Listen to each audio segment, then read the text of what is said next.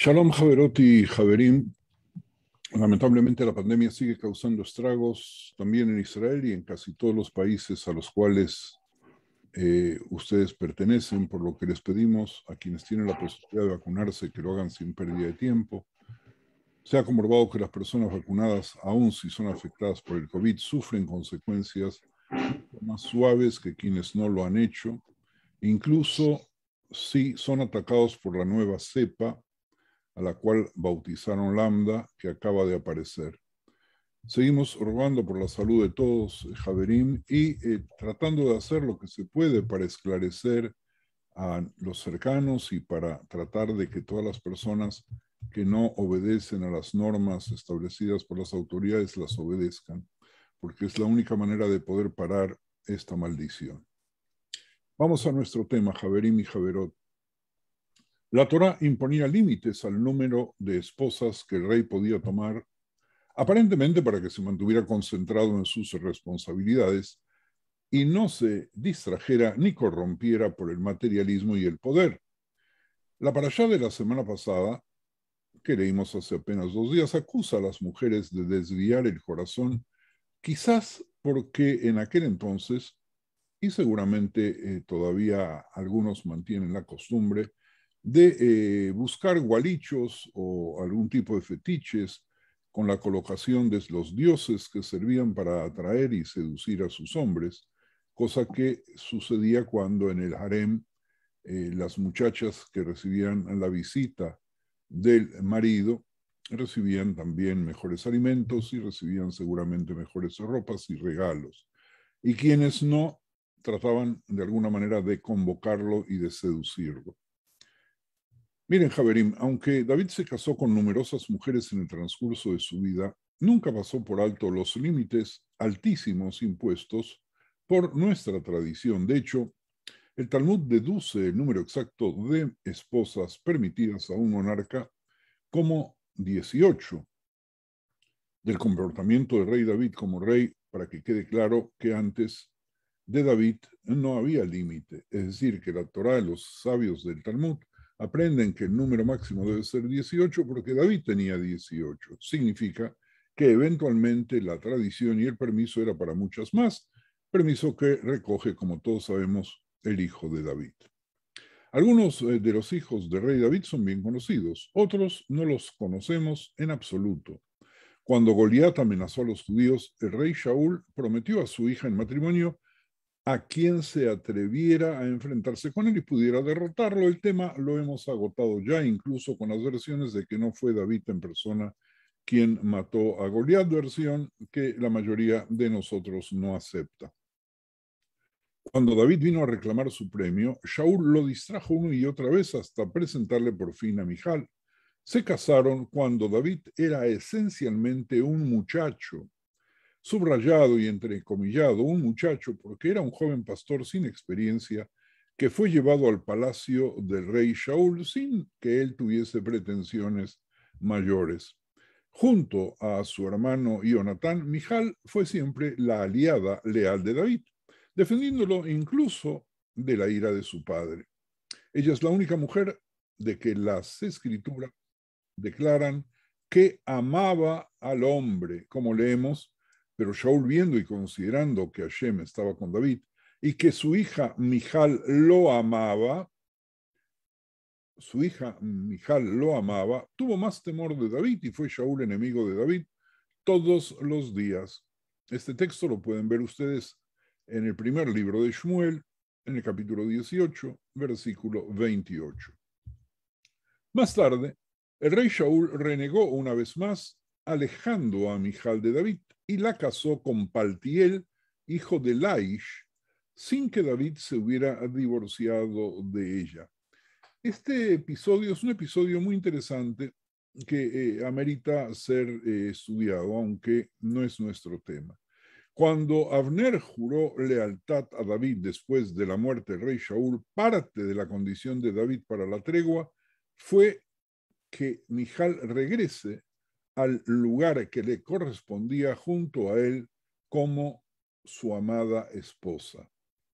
En años posteriores, cuando David era rey y trajo el arca santa de regreso a Jerusalén, bailó y cantó ante el arca, pero Mijal, su esposa, que había nacido ya como hija del rey, orgullosa de su posición en la vida, lo despreció por este comportamiento, considerándolo inapropiado para su exaltada posición como rey de Israel. Un episodio fantástico donde Mijal demuestra su amor, que luego iba a corroborar cuando le salva la vida, y que luego es tan mal reconocida. David mantuvo sus prioridades claras y la reprendió fuertemente por poner su honor por encima del honor de Dios. Por lo menos ese fue el alegato de David. Además de perder el favor a los ojos de su esposo, Mijal fue castigada aún más al no tener hijos que le sobrevivieran, un golpe final al decreto de que la progenie de Shaul no iba a sucederlo jamás. Vamos a dejar por un lado a Mijal, aunque tengo particular aprecio por ese personaje, al grado que mi hija mayor lleva su nombre. Vamos a regresar por un instante a Abigail, que es considerada profetisa, no solamente que es considerada profetisa, sino que en las plegarias por la salud del rito sefardí está incluida en el Misheberaj, a la cual invocamos, por lo tanto, apoyo de alguna forma para lograr la salud de los enfermos. David huyó del rey Shaul al desierto del sur, convirtiéndose en líder de un grupo errante de bandidos que en terminología de hoy podríamos decir que eran semiterroristas, sus primeros camaradas de armas leales, que se apoyaron con el botín de guerra obtenido al derrotar a los enemigos circundantes de Israel. Abigail, recordemos, estaba casada en ese momento con Nabal, un hombre rico pero cruel, que además era primo lejano de David. Nuestros sabios la consideraban una de las 4 mujeres más bellas de todos los tiempos, tanto que, tras una mirada inadvertida a su muslo, David estaba dispuesto a deshacerse de su marido en ese mismo momento para que la pudiera tomar. Pero Abigail lo disuadió, diciendo que no era necesario, que Dios se iba a encargar, es decir, que iba a morir de una muerte provocada por Dios. David y sus fuerzas habían defendido a los pastores de Nabal entre los demás residentes del área de las naciones enemigas circundantes, como lo atestiguaron sus pastores. Y el libro primero de Shmuel, en el capítulo 25, en los versículos 15 y 16, dice: y los hombres, el Tanaj se refiere a los hombres de David, son muy buenos con nosotros y no fuimos deshonrados, ni nos faltó nada todo el tiempo que fuimos o que estuvimos con ellos cuando estábamos en el campo, porque ellos nos protegieron tanto como la oveja. Fueron un muro sobre nosotros tanto de noche como de día, todo el tiempo que estuvimos con ellos apacentando las ovejas. Repito la fuente para que la puedan consultar después. Primero de Shmuel, capítulo 25, Psukim 15 y 16. Ahora veamos esta leyenda que hemos tomado del Talmud.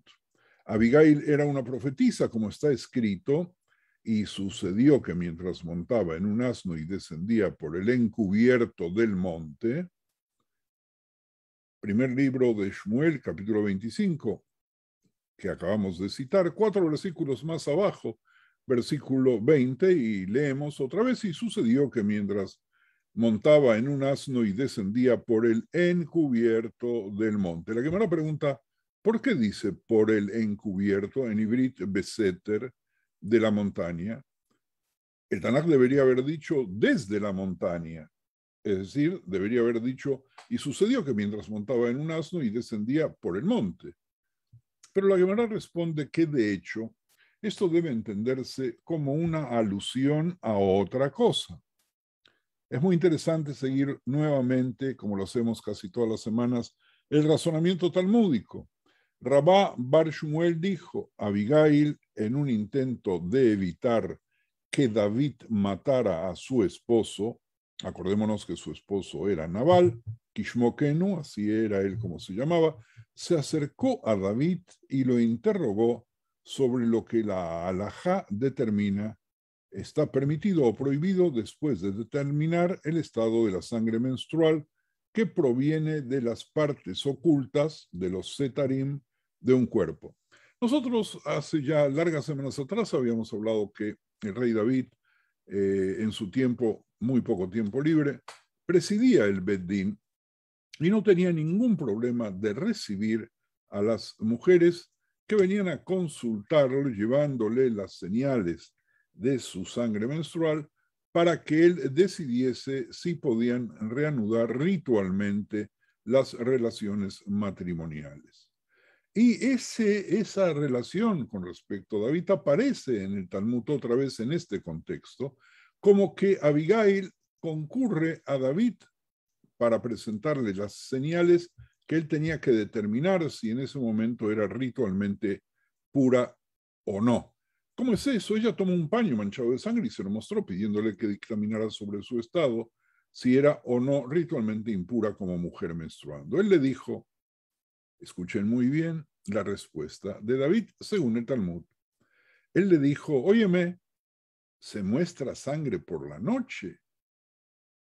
No, no se examinan telas manchadas de sangre por la noche, ya que es difícil distinguir entre los distintos tonos a la luz de las velas, particularmente las velas que existían en aquel entonces. Y ella le contestó talmúdicamente, como si fuera un diálogo entre dos sabios, si es así, tú debes recordar otra alajá. Los casos judiciales en los que se debe aplicar o no la ley capital, ¿acaso se juzgan de noche? No, obviamente que no. Entonces avanzó y dijo más, como no se juzgan casos capitales de noche, no se puede condenar a muerte a Nabal de noche. Una pieza de razonamiento talmúdico maravilloso en un diálogo que hoy ningún rabino podría tener con las mujeres. A propósito de la costumbre de poder certificar si la sangre era una sangre que habilitaba o no habilitaba el regreso a la unión matrimonial, nosotros en nuestra época tenemos una nueva figura, la figura de mujeres que pueden ser consultadas por las mujeres cuando necesitan saber exactamente la respuesta a la misma pregunta que el Talmud acompañó al relato sobre Abigail y que durante siglos se siguió manteniendo tal cual. Nabal, tu esposo es un rebelde contra el trono. Pues David ya había sido ungido como rey por el profeta Shmuel y Nabal rechazó sus órdenes y por lo tanto no hay necesidad de juzgarlo, ya que a un rebelde no se le conceden las prescripciones ordinarias que rigen los procedimientos judiciales. Como si, hablando en términos modernos y particularmente para el público latinoamericano, como si hubiera ley marcial o como si hubiera estado de sitio y cuando militares toman el poder, automáticamente declaran la pérdida de todos los derechos y a quienes ellos consideran rebeldes, lo sean o no, le aplican la pena de muerte sin ningún procedimiento judicial. Abigail le dijo, no tienes autoridad para actuar de esta manera.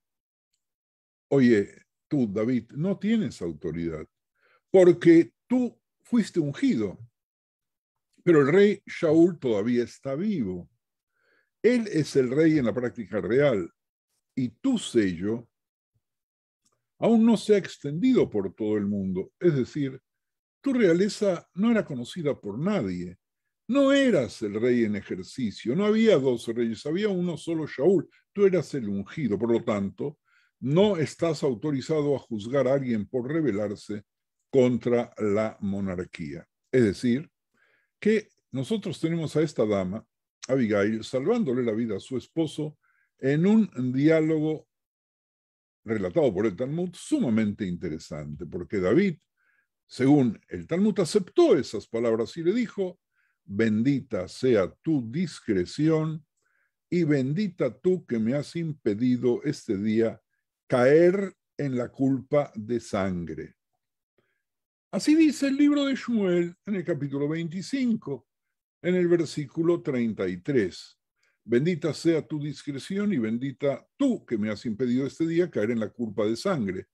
Sangre en hebreo se llama damim. ¿A qué sangre se refiere? A la posibilidad de haber matado injustamente a Nabal, al esposo de Abigail para tener el terreno libre, para poder poseerla, o a damim en cuanto al fallo que él hubiera podido dar viendo la sangre, porque damim también viene de la palabra dam, que quiere decir sangre. Este argumento ganó a David y le concedió a Abigail, y bendita sea tu prudencia. Dice este relato está tomado del Talmud babilónico, en el libro de Megilá, en el folio 14, A y B. David, aparte de esta dama, estuvo casado con Ahinoam, con Mahá, con Hagit, con Abital y con Eglá, sobre la cual también hablamos, durante los 7 años y medio que reinó en Hebrón como rey de Judá. Cada una de sus primeras 6 esposas le dio a David un hijo, mientras que Bathsheba le dio 4 hijos. En total, las escrituras registran que David tuvo 19 hijos de varias mujeres y una hija llamada Tamar. Acuérdense que esta clase de hoy es la continuación de la anterior, en la cual hablábamos no solamente de la relación de David con las esposas, sino en los contornos en los cuales se encontraba en el contorno femenino mucho más amplio. Esta enumeración que acabamos de hacer nos invita a estudiar la declaratoria de David. Guarda mi alma porque soy piadoso, dijo David. La Gemara pregunta, ¿David se llamó a sí mismo piadoso? ¿Qué es esto? ¿No está escrito acaso, si no hubiera lulé en hebreo, si no hubiera lulé creído, mirar la bondad del Señor en la tierra de los vivientes? El pasuk entero en hebreo es un pasuk de Teilim 27:13, de Salmos 27:13, hermoso, hermoso pasuk. Lulei eemanti lirot betuv Hashem beeretz chaim. Si no hubiera creído mirar la bondad del Señor, de Hashem, en la tierra de los vivientes. Pero fíjense ustedes que en el texto hebreo la palabra lule está punteadita, cada letra tiene un punto. Y entonces tenemos que preguntarnos, ¿qué significan esos puntos? ¿Qué sentido los masoristas, es decir, los rabinos de la Masoret, que determinaron colocar los puntos sobre las letras para que puedan ser leídas en hebreo y que puedan mantener una tradición única, porque si no, cada una de las palabras sin vocales se pudiera leer de muchas maneras? ¿Qué quiere decir estos puntitos en la palabra lulé en el texto que indican duda e incertidumbre de la piedad de David? Y entonces deberíamos leerlo si acaso él merecía un lugar en la tierra de los vivos. Ese es un comentario que he tomado de Avot de Rabbi Natán 34, porque de esa manera nosotros estamos contestando que si leemos el versículo Lule emanti lirot betuv Hashem beretz chaim y lo ponemos en cuestión de duda, entonces no está la lectura diciéndonos que guarda mi alma porque soy piadoso, sino acaso guarda mi alma, acaso soy piadoso. Y esto es una doble lectura del mismo texto que aparentemente se contradice, pero que tiene para nosotros una orden de tratar de entender qué es lo que está sucediendo. Miren, Javerín, para que podamos entendernos mejor, vamos a explicar el significado de los puntos sobre las palabras en las Escrituras que excepcionalmente nos presenta la tradición masorética del texto, y no estoy hablando ahora de los signos musicales, ni tampoco de las vocales. En la ortografía hebrea, el nikud, así se llama, son los signos llamados diacríticos. Y un signo diacrítico es un signo gráfico que confiere a los signos escritos, no necesariamente únicamente a las letras, un valor especial que señalan las vocales, por ejemplo, en el alfabeto hebreo, A, E, I, O, U. Pero en algunas palabras en el texto, palabras aparecen con una segunda puntuación encima de cada letra. Ello obliga a los estudiosos a determinar su valor, su razón y su significado. Miren, Javerim y Javerot, en el nombre de Rabbi Yosei se enseñó en una tosefta por qué aparecen puntos sobre la palabra lulei, que se escribe con alef al final, que significa si no fuera por no es así, si no fuera así, como si hubiera algunas reservas sobre el significado del tzadiquismo de David. Porque David dijo ante el Santo bendito sea Maestro del universo, tengo plena confianza en ti, de que otorgas una excelente recompensa a los justos en el mundo venidero, ya que la bondad suprema de Dios se manifiesta en la tierra de la vida eterna. Recordemos el texto del Pasuk. Ya que la bondad suprema de Dios se manifiesta en la tierra de la vida eterna. Pero todavía albergo incertidumbre con respecto a mí mismo, dice David, y no sé si definitivamente tengo porción entre ellos. En cualquier caso, aparentemente David no estaba seguro de si merecía o no recibir una porción de la recompensa de Dios junto a los justos. Entonces, ¿cómo podría caracterizarse a sí mismo como piadoso? Y la Gemara responde, su preocupación no prueba nada, ya que el rey David sabía que era piadoso. Simplemente le preocupaba que una transgresión que pudiera cometer en el futuro le hiciera perder la oportunidad de contemplar la bondad del Señor en la tierra de los vivientes, es decir, en el otro mundo. La Gemara cita una prueba de que hay espacio para que uno tema que cometa una transgresión en el futuro, de acuerdo con la opinión del rabino Yaakov Bar Idi, ya que el rabino Yaakov Bar Idi planteó una contradicción entre dos versículos, entre dos psukim. Veamos el ejemplo. Está escrito que Dios le dijo a Jacob en su visión de la escalera, he aquí yo estoy contigo y te guardaré por donde quiera que fueres y volveré a traerte a esta tierra porque no te dejaré hasta que haya hecho lo que te he dicho. Así aparece en Bereshit 28:15, pero cuando Jacob regresa a Canaán y se da cuenta que Isaf viene a saludarlo, está escrito. Entonces Jacob tuvo gran temor y se angustió y distribuyó el pueblo que tenía consigo y las ovejas y las vacas y los camellos en dos campamentos y dijo, si Isaf ataca a un campamento, el otro campamento escapará. Véanlo ustedes en Bereshit 27, Psukim 7 y 8. ¿Por qué Jacob no confió en la promesa de Dios? Jacob tenía preocupaciones y se dijo a sí mismo, no sea que una transgresión que podría haber cometido después de que Dios me hizo su promesa, hará que Dios revoque su promesa, la promesa de protección. Aparentemente a veces la transgresión hace que la promesa de Dios no se cumpla, como se enseñó explícitamente en una veraita con respecto al lenguaje aparentemente redundante de uno de los versículos de Shirat Hayam, la canción del mar, hasta que tu pueblo cruce Hashem, hasta que las personas que has adquirido se cruzarán. Los traerás y los plantarás en el monte de tu heredad, el lugar, Señor, que hiciste para tu morada. Shemot 15, 16, 17. Terror y espanto cae sobre ellos. Por la grandeza de tu brazo quedan inmóviles como piedra hasta que tu pueblo pasa, oh Señor, hasta que pasa el pueblo que tú has adquirido. Tú los traerás y los plantarás en el monte de tu heredad, el lugar que has hecho para tu morada, oh Señor, el santuario Hashem, que tus manos han establecido. Tipol aleyeme y matabafajat bigdol zero achait mukaben. Adiavoram Hashem, adiavoram zukanita. Además de los conceptos familiares de estudiar la Torah, las oraciones nocturnas y la modestia y la humildad ante el rabino maestro, este pasaje introduce una nueva noción. Esta descripción de David contradice tajantemente la explicación que se da en las Escrituras de por qué no se le permitiría construir el templo. Has derramado mucha sangre y has hecho muchas guerras. No edificarás casa a mi nombre, porque has derramado mucha sangre en la tierra delante de mí, dice el primer libro de Divrei Yamim, capítulo 22:8.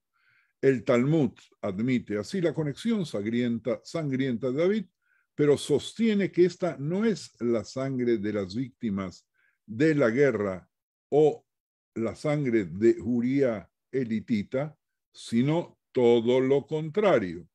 Sangre que proviene del embarazo y el nacimiento, de la entrega de la vida, de una vida familiar armoniosa, coherente con las normas.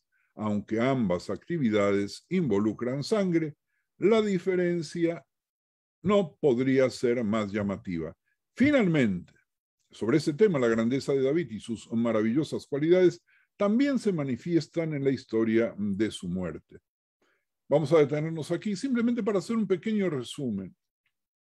Miren, Javerim, empezamos hablando en definitiva de Abigail y del diálogo y la discusión casi talmúdica, traída por el Talmud, pero puesta en boca de esa mujer a la cual llaman profeta, y el rey David. Y dentro de ese contexto aparece otra vez la figura de David Amelech, que pese a que era rey, ya consagrado o no, se dedicaba a impartir justicia. Y entre la justicia que él impartía era la búsqueda de autorización legal a partir de su observación muy cuidadosa de las pruebas que traían a las mujeres para saber si estaban purificadas desde el punto de vista menstrual. Y luego aparece toda una discusión sobre la culpabilidad de David, sobre quien nuestros sabios han dicho en forma más que categórica que quien lo acusa de no ser una persona justa, de no ser un sadik, no sabe lo que está hablando, negando la letra de nuestro texto tanágico en situaciones en las cuales cualquier otra persona hubiera sido juzgado muy mal. Y aquí se desarrolla, por lo tanto, la continuación de esa historia, pero apuntándola para otro lado completamente diferente. David hasta ese momento se consideraba justo, quizás porque no había poseído a Abigail, pero temía caer en la tentación por Abigail o por cualquier otra mujer en el futuro. Por lo tanto, buscaba alguna manera para asegurarse y para certificar su buena conducta. Quizás la culpa lo enviaba para ese lugar. Y entonces, en un malabarismo maravilloso, vienen los sabios y toman versículos que tienen que ver con la palabra damim y de alguna forma nos dan una respuesta a que si David era suficientemente meritorio para construir el templo de Jerusalén, y como todos sabemos, no lo construyó, por lo tanto no era meritorio. Y si no era meritorio, ¿por qué? Porque fue un rey que emprendió demasiadas luchas y derramó demasiada sangre. Porque fue un rey que derramó sangre de gente cercana porque quería aprovecharse de sus bienes, incluso de sus familias, como luego le iba a reclamar el profeta Natán. ¿O acaso fue demasiado liviano en el momento en el cual liberaba a las mujeres que iban a consultarlo de las prohibiciones de mantener todavía relaciones, porque su interés era tratar de que la gente, las mujeres y los hombres, se reproduzcan mucho más? Todo esto, para quienes no conocen las normas de la pureza familiar, les puede resultar difícil de comprender, pero son principios muy, pero muy fuertes que tienen que ver con nuestra idiosincrasia como pueblo. Y entonces aquí mismo, en este mismo lugar, en este mismo espacio, colocan los sabios al rey David buscando encontrar su punto de equilibrio. Bueno, el tema sé que es complicado, por lo tanto, si alguno de ustedes quiere hacer algún comentario, alguna pregunta, este es el momento. Bien, Jabrín, como siempre, si hay preguntas, aclaraciones, comentarios, adelante, por favor.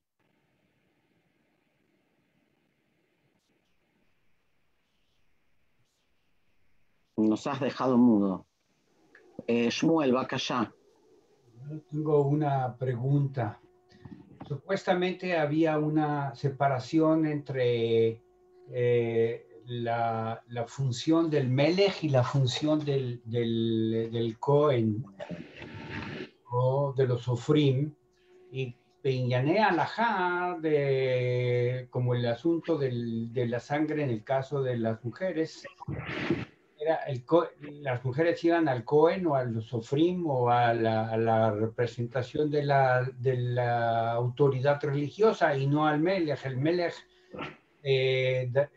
dan sobre asuntos civiles o criminales o por el estilo, como el ejemplo de lo que le trajeron al rey Saúl, sobre las dos mujeres que peleaban, de quién era la madre, de quién era el hijo, cuál era la madre del hijo. Eso fue con Shlomo, Shmuel. Don Shlomo.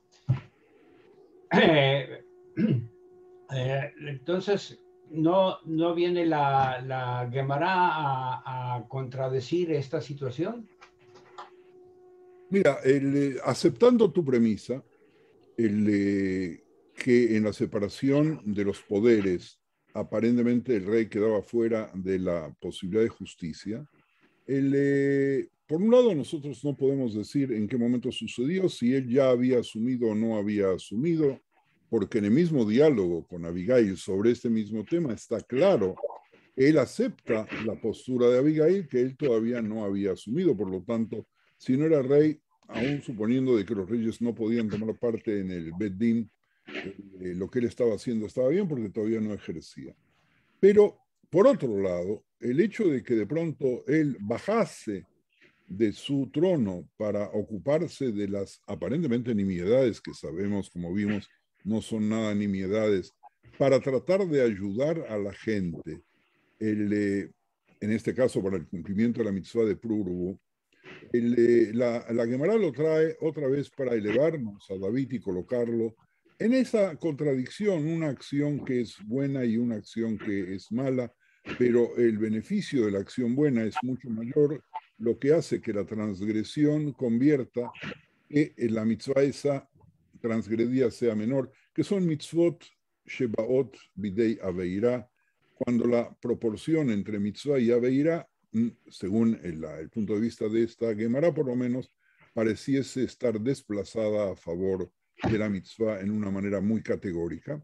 Y nosotros sabemos, mi querido Shmuel y todos los que estamos en estos momentos reunidos aquí, que no solamente en este tema de la pureza familiar, sino en muchos otros temas, nuestros propios rabinos de nuestra época se dividen entre aquellos que van a la parte más segura, que dicen esto está mal, esto está prohibido, está prohibido, está prohibido, está prohibido, en una actitud de ser más papistas que el Papa, y perdonen por la comparación, y aquellos que buscan hacer el bien encontrando dentro de la norma aquellas posibilidades de hacerla más permisiva, porque lo que ellos aspiran es un cumplimiento bedarjei noam, con dulzura de las mitzvot, y no tratar de impedir y hacer más difícil el cumplimiento de las mitzvot. Es un tema muy interesante, y aquí, según este razonamiento,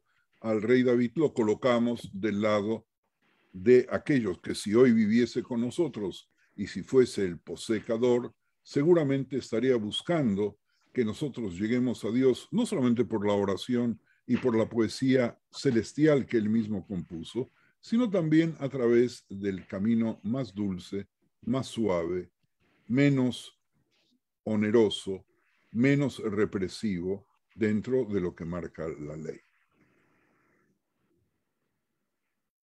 ¿Hay alguna otra participación? A ver si hay alguien más.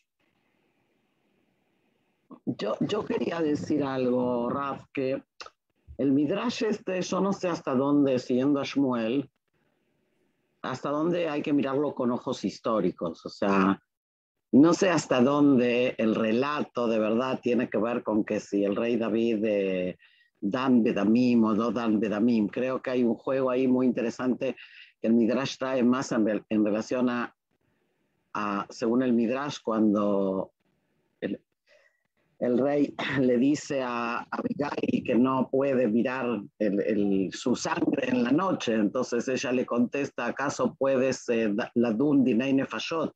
O sea, puedes entablar juicios con pena de muerte en la noche, como igualando estas dos cosas. Yo me inclino más hacia eso, hacia una lectura más metafórica del Midrash y mucho menos histórica, ¿no? No me lo imagino al rey David revisando los temas de pureza familiar, pero es mi opinión.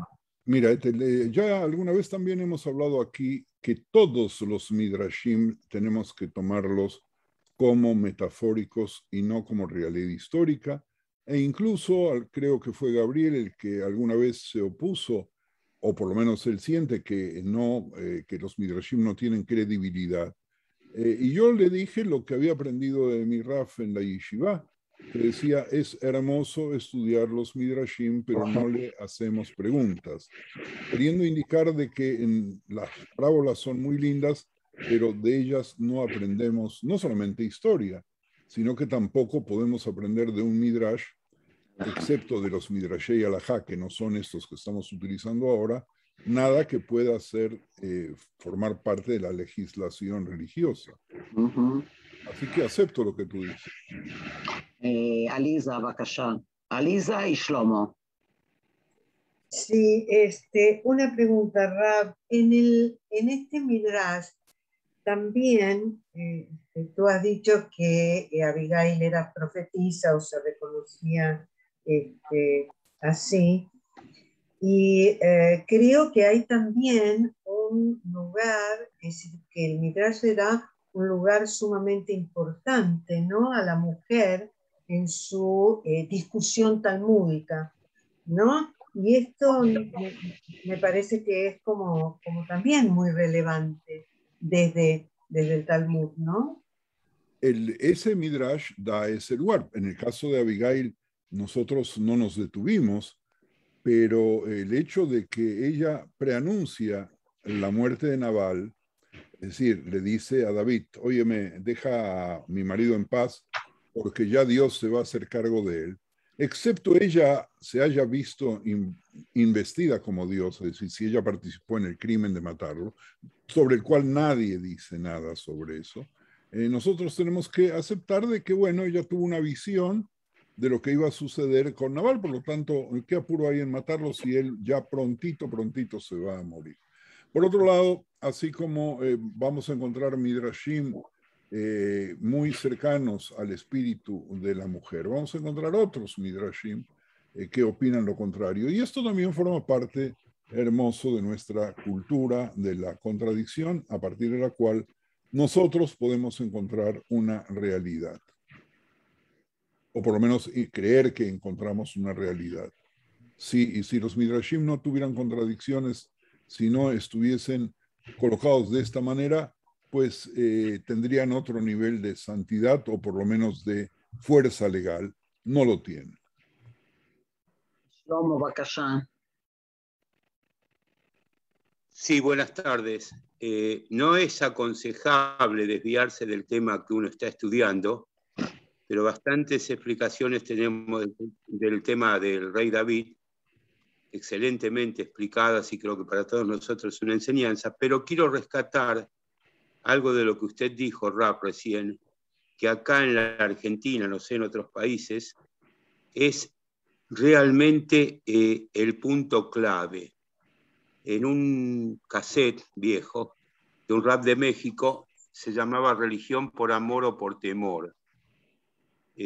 Nosotros que estamos tratando con Baalei Teshuvot,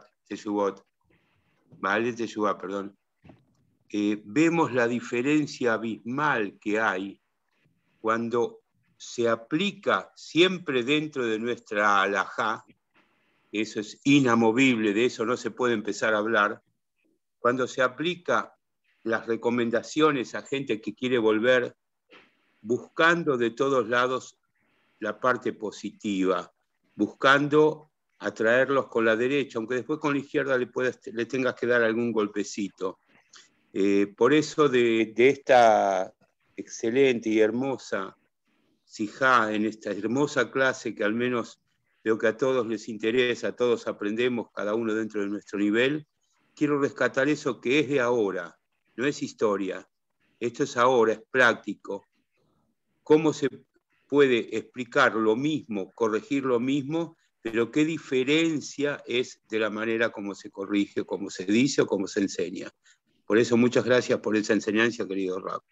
Muy bien, Shlomo, muchas gracias por tu participación, pero quiero agregar de que cuando nosotros estamos hablando aquí, no estamos hablando en el sentido de explicar que tenemos que amar a Dios y olvidarnos del temor reverencial, sin el cual tampoco podríamos amarlo, sino que la referencia era específicamente en la concepción jurídica. Y esto es muy importante porque también en la concepción jurídica, que tiene que ver con la determinación de cuestiones de kashrut, de qué manera se puede trabajar con un sentido más social, como es el que va a enseñarnos la perashá de este Shabbat próximo, y de qué manera en realidad tenemos que entender el espíritu del cumplimiento de las mitzvot. Hay un relato que me viene ahora a la memoria y que amerita ser compartido con vosotros en estos instantes. Había dos señoras en un pueblito allí en la lejana Europa, que en vísperas de Pesaj, o en vísperas, vamos a colocarlo esto en Jodesh Elul, en víspera de Rosh Hashanah, fueron a comprar pollos y cuando los abrieron encontraron que el hígado de los dos pollos que había comprado, cada uno de ellas, luego fue a hablarle a su amiga, tenían la misma manchita, la misma dificultad. Y entonces no sabían qué hacer, si el pollo era kasher o no era kasher, y obviamente decidieron ir a consultar con el Raf.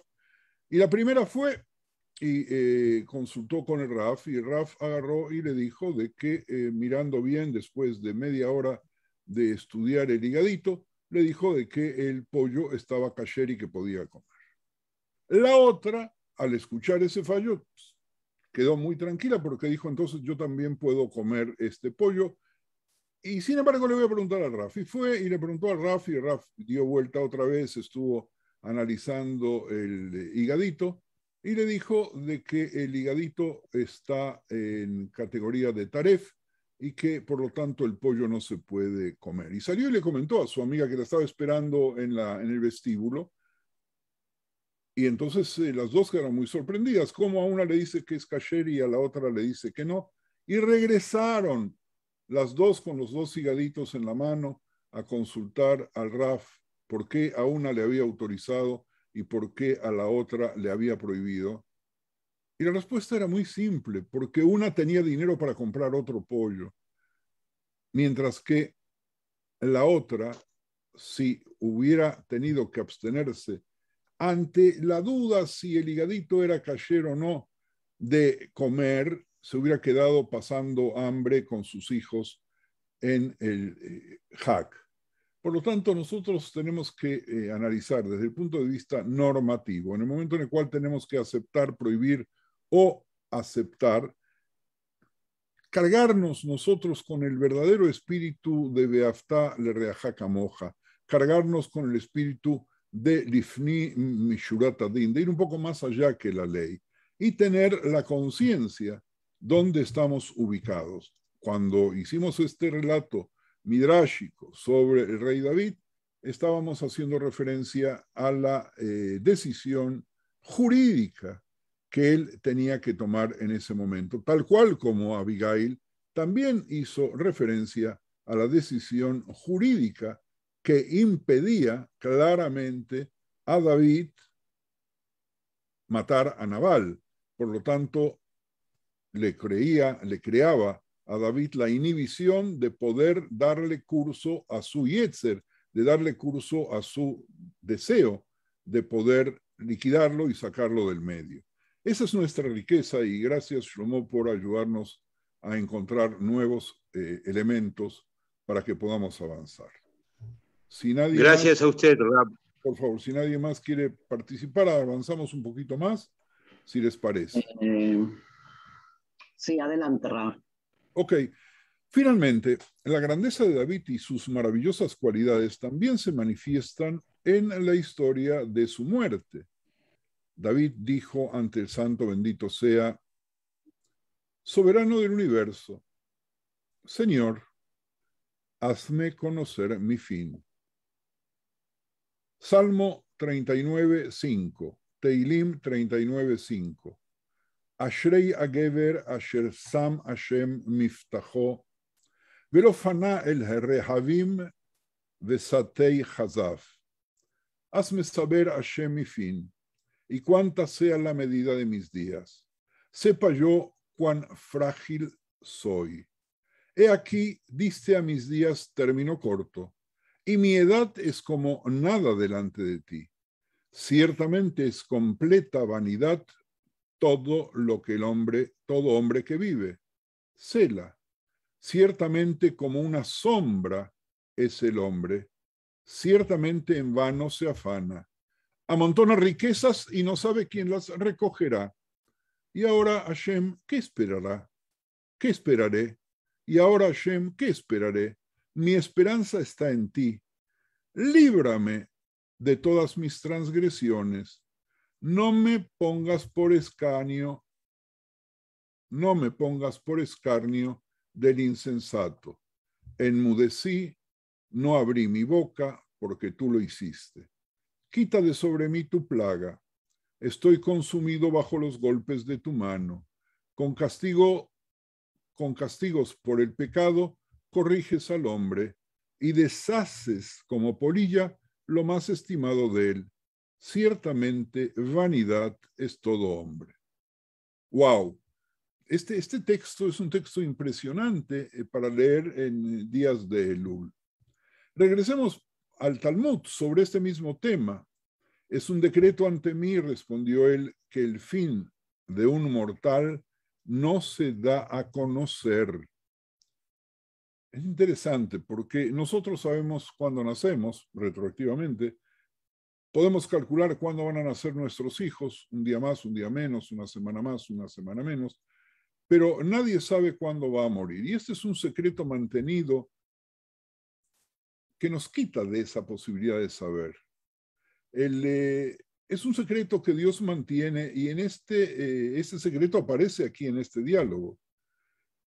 Nadie sabe la medida de sus días, cuál es. Es un decreto ante mí que no se da a conocer la duración de la vida de una persona, dice Dios. Hazme saber lo frágil que soy. Y le dijo, parece ser que David quería morir viernes. Y le dijo, sin embargo, morirás en Shabbat. Y David le dijo, no, déjame morir el primer día de la semana. El reinado de tu hijo Shlomo ya se habrá cumplido y un reinado no podrá superponerse a otro ni por la anchura de un cabello. Entonces, déjame morir la víspera de Shabbat. Dijo, mejor es un día en tus atrios que 1000. La Gemara relata, esta pregunta se le hizo al rabino Tanjum de la aldea de Neví. ¿Cuál es la regla con respecto a apagar una lámpara encendida ante una persona enferma en Shabbat? Y la Gemara relata que el rabino Tanjum pronunció una homilía completa que tocaba los materiales agádicos y alágicos en torno a esta cuestión. Comenzó y dijo, tú, rey Shlomo, ¿dónde está tu sabiduría? ¿Dónde está tu entendimiento? No solo sus declaraciones contradicen las declaraciones de su padre David, sino que sus declaraciones incluso se contradicen entre sí. Tu padre David dijo, Lo ameitim y aleluya, los muertos no alaban al Señor, ni los que descienden al silencio. Velokol Yordei Duma. Vean ustedes Teilim 115:17. Y dijiste, y alabé a los muertos que ya están muertos, más que a los vivos que aún están vivos, dice el gran Coelet en el capítulo 4, Pasuk 2. Eclesiastés 4:2. Y de nuevo dijiste, en Coelet, mejor es un perro vivo que un león muerto. ¿Por qué digo en Coelet? Porque nosotros adjudicamos la escritura del libro de Coelet al rey Shlomo. Mejor es un perro vivo que un león muerto, dice Coelet 9:4. Estas son diferentes evaluaciones del valor de la vida y del valor de la muerte. Y resolvió las contradicciones de la siguiente manera. Esto no es difícil. Lo que David dijo, los muertos no alaban a Hashem. Esto es lo que está diciendo una persona que siempre debe dedicarse a la Torá y a las mitzvot antes de morir, ya que una vez que muere, queda inactivo de la Torá, pierde la posibilidad de estudiar la Torá y pierde la posibilidad de cumplir con las mitzvot. Y entonces no puede alabar al santo. No puede agradecer y elogiar al santo bendito sea. Y eso es lo que dijo Rabí Yohanan. ¿Cuál es el significado de lo que está escrito? Liberados entre los muertos como los muertos que yacen en el sepulcro de quienes ya no te acuerdas en Teilim 88:6. Porque cuando una persona muere, se libera de estudiar la Torá y de cumplir las mitzvot. Y lo que dijo Shlomo, y alabaré y alabé a los muertos que ya están muertos, no estaba hablando de todos los muertos, sino estaba hablando en elogio de ciertos muertos, de cuales, como cuando Israel pecó en el desierto, Moshe se paró ante el santo bendito sea y dijo varias oraciones y súplicas ante él, y sus oraciones no fueron respondidas. Cuando dijo, acuérdate de Abraham, Isaac, tu siervo, e Israel, tus siervos, en Shemot 32:13, acuérdate de Abraham, de Isaac y de Israel, tus siervos, a los cuales has jurado por ti mismo y les has dicho, yo multiplicaré vuestra descendencia como las estrellas del cielo y daré a vuestra descendencia toda esta tierra de que he hablado y la tomarán por edad para siempre. Sus oraciones fueron respondidas de inmediato. En consecuencia, no habló Shlomo apropiadamente cuando dijo, por tanto, alabé a los muertos que ya están muertos. Ciertamente el mérito de los antepasados fallecidos es mayor que el de las personas justas que están vivas.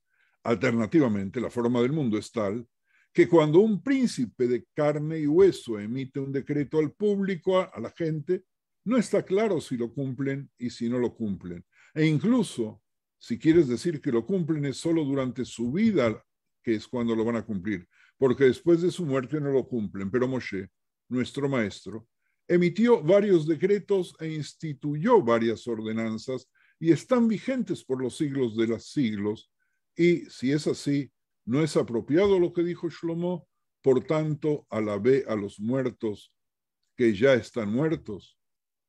Y rápidamente, alternativamente, se da otra explicación para el pasú. Y alabé a los muertos que ya están muertos, está de acuerdo con lo que Rav Yehudá dijo que Rav dijo. Como dijo Rav Yehudá que Rav dijo, ¿cuál es el significado del pasuk que fue escrito? Obra en mi favor una señal para bien, para que los que me aborrecen lo vean y sean avergonzados. En Teilim 86:17. David dijo ante Akadosh Baruj Hu, maestro del universo, perdóname por el pecado en el asunto de Bathsheba. Él le dijo, te está perdonado. David le dijo, muéstrame una señal en mi vida para que todos sepan que me has perdonado. Dios le dijo, en tu vida no daré a conocer que fuiste perdonado. Sin embargo, durante la vida de tu hijo Shlomo, daré a conocer que fuiste absuelto. Cuando Shlomo construyó el templo y trató de llevar el arca al lugar santísimo, las puertas se aferraron entre sí y no se pudieron abrir. Shlomo pronunció 24 cánticos de alabanza, ya que en su oración hay 24 expresiones de oración y cántico. Lean, por favor, el primer libro de Melahim, de Reyes 8, y su oración no fue respondida. Comenzó y dijo, alzaos, oh puertas, vuestras cabezas, y alzaos, puertas eternas, para que entre el Rey de Gloria. Vean Teilim 24:7. Inmediatamente las puertas corrieron tras él para tragarlo, ya que pensaron que en las palabras Rey de Gloria se estaba refiriendo a sí mismo y le dijeron, ¿quién es el Rey de Gloria? En Tehilim 24:8, y él les dijo, Hashem el fuerte y valiente, Hashem el poderoso en la batalla. 24:8, y volvió a decir, alzaos, Seu Shearim, alzaos, oh puertas, vuestras cabezas, sí, alzaos, puertas eternas, para que entre el Rey de Gloria. ¿Quién es el Rey de Gloria? El Señor de los ejércitos. Él es el Rey de la Gloria, Sela. Tehilim 24:9-10, y no recibió respuesta. Pero cuando dijo, oh Señor Dios, no apartes el rostro de tu ungido, acuérdate de las buenas obras de tu siervo David. En el segundo libro de Divrei Yamim 6:42, fue respondido de inmediato y un fuego descendió del cielo. Vean ustedes el segundo libro de Divrei Yamim 7:1. En ese momento los rostros de todos los enemigos de David se oscurecieron como el fondo carbonizado de una olla dejada encendida sin percibir que se había acabado todo el líquido. Y todo Israel sabía que el santo bendito sea, lo perdonó por ese pecado. Y si es así, no es apropiado lo que dijo Shlomo, y alabé a los muertos que ya están muertos. David, más que los vivos, Shlomo, a cuya petición de abrir las puertas del templo, Dios no respondió, y eso es lo que está escrito. Al octavo día despidió al pueblo y ellos bendijeron al rey y se fueron a sus tiendas gozosos y alegres de corazón por todas las bondades que Hashem había mostrado a David su siervo y a Israel su pueblo. Léanlo en 1 Melahim 8:66. Y la Gemara explica, y fue a sus tiendas de acuerdo con la expresión común, la casa de uno es su esposa, la casa de uno es su esposa. Se explica que cuando regresaron a casa, encontraron a sus esposas ritualmente puras de la impureza ritual de la menstruación. Gozoso significa que disfrutaron del aura de la presencia divina en la dedicación del templo. Y el corazón alegre significa que la esposa de todos y cada uno de ellos quedó embarazada y dio a luz. El versículo continúa, por toda la bondad que el Señor había mostrado a David su siervo y a Israel su pueblo. Para David su siervo significa que en esa oportunidad todos vieron que Dios lo perdonó por ese pecado. Y para Israel su pueblo significa que Él los perdonó por el pecado de Yom Kippur, ya que no ayunaron ese año. Vean, por favor, primer libro de Melahim 8:65. Y nos detenemos aquí, ya terminado nuestro tiempo. De todas maneras, ante esta belleza del juego que hacen los Midrashim con los distintos psukim, que hace la Gemara con los distintos psukim, para tratar de demostrarnos de qué manera Dios perdonó a David. Habíamos hablado hace unos minutos atrás sobre las dudas que tenía David, sobre su dificultad de poder aceptar la fecha de su muerte. Ya verán que cada Shabbat, cuando terminaba, David hacía una gran fiesta porque él sabía que iba a morir en Shabbat y terminaba Shabbat y él seguía con vida y entonces sigue la fiesta. Y bueno, y también les perdonó por el pecado de Yom Kippur que no ayunaron ese año. Este es un momento, yo termino aquí, pero les dejo el uso de la palabra, de pedir que a nosotros también nos pase lo mismo, que nos perdonen todos los pecados, también los pecados que estamos cometiendo cuando somos tan indiferentes a la muerte de tanta gente. Bueno, Javerim, quedo a vuestras órdenes. Bacasha, Javerim, si alguien quiere preguntar, comentar, hagan señas. Están todos inhibidos hoy. Yo sé que el tema no es fácil. Por un lado es difícil seguirlo porque son varios temas en uno. Por otro lado, porque estas cosas nos golpean en ciertas partes muy sensibles. La parte más sensible es nuestra propia vida y nuestra propia muerte, sobre la cual tampoco pensamos, ahora empezamos a pensar más, ¿verdad? Por la pandemia, por la culpa de David y de qué manera su conciencia lo torturaba, porque él sabía muy bien lo que estaba haciendo cuando se descontrolaba y de todas maneras venía y pedía que lo perdonen. Y de qué manera se hace una construcción tan preciosa llevando a Shlomo para descubrir, después de la muerte de David, por qué había sido perdonado. Y de qué manera el capítulo de Teilim que decimos todos los Shabbatot, Seu Shearim Rasheichem Veinasu Pitchei Olam Veyavo Melech HaKavot, Mize Melech HaKavot, pero hay un solo Melech HaKavot que es Hashem Gibor Milchama. Bueno, adelante, Javerim, a ver si se motivaron. Yo no los veo motivados, pero bueno, a ver. Bueno. Si no, Raf, tú cierras.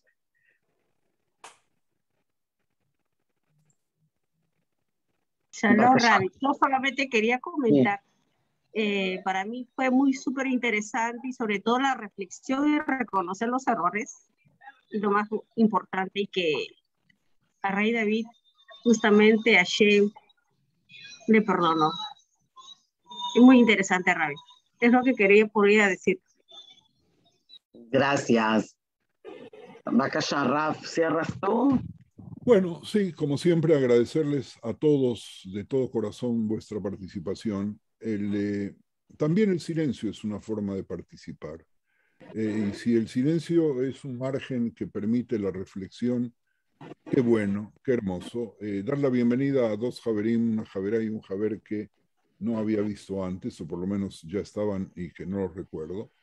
Invitarles a que vuelvan a leer los textos y que vuelvan a pensar y a reflexionar los temas, el único tema importante, el tema de la vida y de la muerte, el tema del bien y del mal, el tema de la justicia, el lugar que de pronto nosotros adjudicamos a David y de qué manera nuestros sabios en su juego de contradicciones nos llevan a un punto a aceptarlo tal cual es, con sus bondades y sus acciones más riesgosas, y sin juzgarlo, amarlo, sin embargo buscando siempre en el juicio cuáles son los elementos que nos pueden servir para que nosotros seamos cada día un poco más humanos, un poco más perfectos, un poco más sagrados.